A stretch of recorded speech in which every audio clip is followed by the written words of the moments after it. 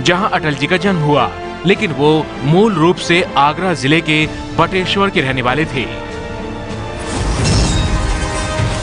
अटल जी ने ग्वालियर के Victoria college से बीए और कानपुर के डीएवी कॉलेज से राजनीति शास्त्र में एमए की डिग्री ली थी। अटल जी ने एमए के बाद कानपुर में भी एलएलबी की पढ़ाई भी शुरू की थी, लेकिन उसे बीच में ही छोड़कर पत्रकारिता और सार्वजनिक कामों में लग गए। कानपुर के डीएवी कॉलेज में जब अटल जी पढ़ाई कर रहे थे, तब उनके पिताजी ने भी यहीं एडमिशन लिया था। राष्ट्रीय स्वयंसेवक संघ में शामिल होने से पहले अटल बिहारी वाजपेयी ने राजनीति साम्यवाद के रूप में शुरुआत की थी, लेकिन बाद में बाबा साहेब आप्टे से प्रभावित होकर साल 1939 में आरएसएस से जुड़कर उन्होंने साम्यवाद को छोड़ दिया। साल 1947 में अटल आरएसएस के फुल टाइम वर्कर बन गए। अटल जी और उनके भाई ने गांधी जी के साथ भारत छोड़ो आंदोलन में भाग लिया था, जिसके कारण उन्हें 23 दिनों के लिए जेल भेज दिया गया था। उस समय उनकी उम्र 18 साल थी। इस घटना के कारण ही अटल जी ने राजनीति में आने का फैसला ले लिया। वाजपेयी बेहद कम उम्र में ही राजनीति से जुड़ गए। जनसंघ के नेता डॉक्टर श्यामा प्रसाद मुखर्जी जब 1953 में बिना परमिट लिए जम्मू कश्मीर की यात्रा पर गए, तो अटल बिहारी वाजपेयी भी उनके साथ थे। 1957 में अटल बिहारी वाजपेयी महज 32 साल की उम्र में यूपी के बलरामपुर से चुनाव जीतकर पहली बार लोकसभा पहुंचे। 1957 का चुनाव वाजपेयी जी 3 जगह से लड़े थे, लेकिन सिर्फ बलरामपुर से जीते। 1980 में जब जनसंघ से बीजेपी यानी भारतीय जनता पार्टी बन गई, तब अटल बिहारी वाजपेयी को इसका पहला अध्यक्ष चुना गया। बीजेपी आज जिस रूप में दिख रही है, उसकी हनक वाजपेयी के पहले बीजेपी अध्यक्ष के तौर पर दिए गए भाषण में ही दिख गई थी। अटल बिहारी वाजपेयी दूसरे ऐसे राजनेता हैं जिन्होंने सबसे ज्यादा बार लोकसभा चुनाव जीता। वाजपेयी ने 10 बार लोकसभा चुनाव जीता, जबकि सीपीआई के इंद्रजीत गुप्ता ने 11 बार। वाजपेयी जी 1957 से लेकर 2000 तक करीब 50 साल तक संसद के किसी न किसी सदन में रहे। वाजपेयी जी 10 बार लोकसभा चुनाव जीते, तो 1962 और 1986 में राज्यसभा के सदस्य रहे। 3 बार देश की बागडोर संभालने वाले अटल बिहारी वाजपेयी की गिनती देश के सबसे लोकप्रिय राजनेताओं में होती है। वाजपेयी जी 1996 में 13 दिन, 1998 से 1999 तक 13 महीने और फिर 1999 से 2004 तक पूरे 5 साल देश के प्रधानमंत्री रहे। सत्ता का खेल तो चलेगा, सरकारें आएंगी जाएंगी, पार्टियां बनेगी बिगड़ेंगी, मगर ये देश रहना चाहिए। इस देश का लोकतंत्र अमर रहना चाहिए। अटल बिहारी वाजपेयी ने 2009 में राजनीति से संन्यास ले लिया। 25 दिसंबर 2014 को वाजपेयी को उनके जन्मदिन पर देश का सबसे बड़ा सम्मान भारत रत्न देने का ऐलान किया गया। 27 मार्च 2015 को पूर्व राष्ट्रपति प्रणब मुखर्जी भारत रत्न देने के लिए अटल जी के आवास पहुंचे। अटल जी को देश का सबसे बड़ा सम्मान देने के लिए समारोह में प्रधानमंत्री मोदी, कई केंद्रीय मंत्री और मुख्यमंत्री पहुंचे। अटल जी साल 2007 में उपराष्ट्रपति चुनाव में वोट डालने पहुंचे थे। इस दौरान वे व्हील चेयर पर दिखे थे। साल 2007 के उत्तर प्रदेश विधानसभा चुनावों के दौरान लखनऊ के लोगों ने अपने नेता को आखिरी बार देखा था। वाजपेयी आखिरी बार चुनावी रैली के मंच पर दिखे थे। भारत रत्न अटल बिहारी वाजपेयी 1-2 साल नहीं, करीब 8 साल से बिस्तर पर थे। अपनी ओजस्वी आवाज, शानदार भाषण शैली को लेकर जनता के बीच लोकप्रिय वाजपेयी साल 2005 में आखिरी बार किसी जनसभा को संबोधित करने गए थे। ये जनसभा मुंबई के शिवाजी पार्क में हुई थी।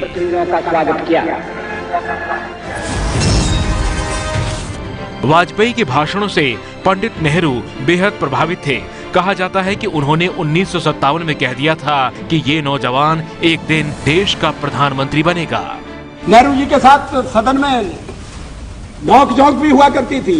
मैं नया था, पीछे बैठता था, कभी कभी तो बोलने के लिए मुझे वॉकआउट करना पड़ता था। 1951 में भारतीय जनसंघ की स्थापना हुई तो 26 साल के युवा अटल बिहारी वाजपेयी उसके राष्ट्रीय सचिव बनाए गए। 1968 में अटल जी महज 44 साल की उम्र में ही भारतीय जनसंघ के राष्ट्रीय अध्यक्ष बनाए गए। अंतर को चीर व्यथा पलकों पर ठिठकी, हार नहीं मानूंगा, रार नहीं ठानूंगा, काल के कपाल पर लिखता मिटाता हूँ, गीत नया गाता हूँ, गीत नया। अटल बिहारी वाजपेयी 1977 में जनता पार्टी की मोरारजी देसाई की सरकार में भारत के विदेश मंत्री बने। 1977 से 1979 तक विदेश मंत्री रहने के दौरान दुनिया में भारत का मान बढ़ाया।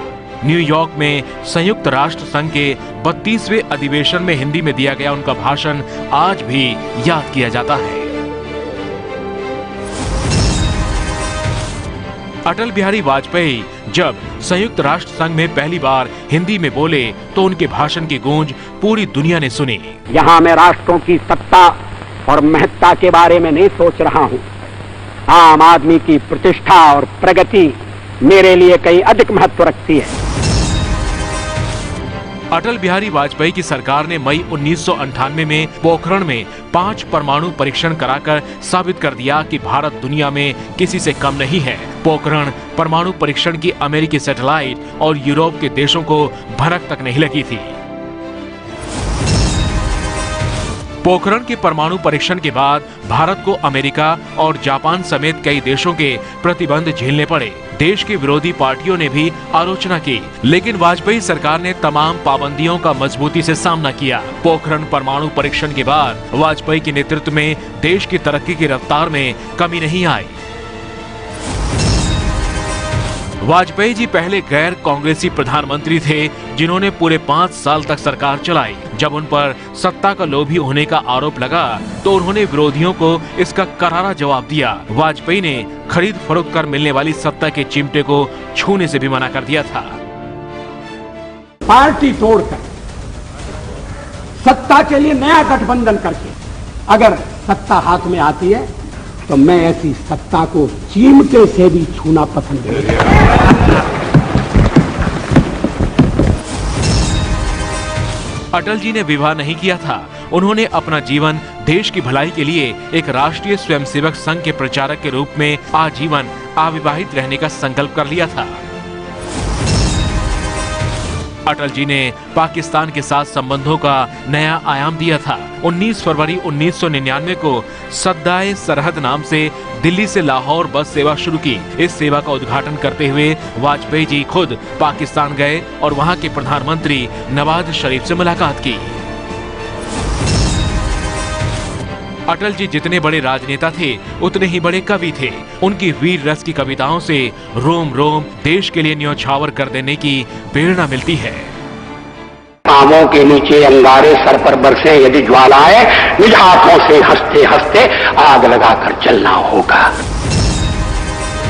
वाजपेयी जी की संवेदनशीलता कविताओं में साफ दिखती है।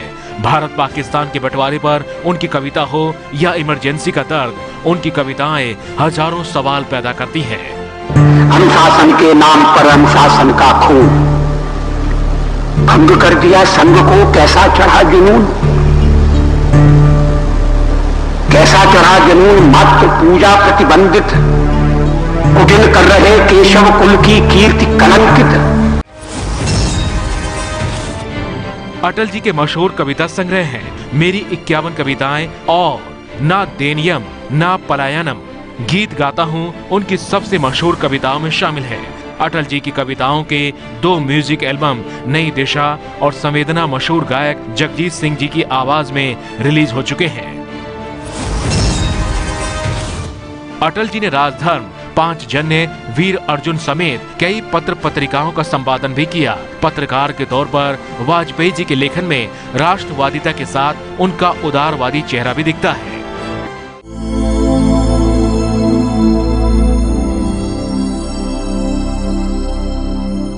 ये है एबीपी न्यूज़, आपको रखे आगे।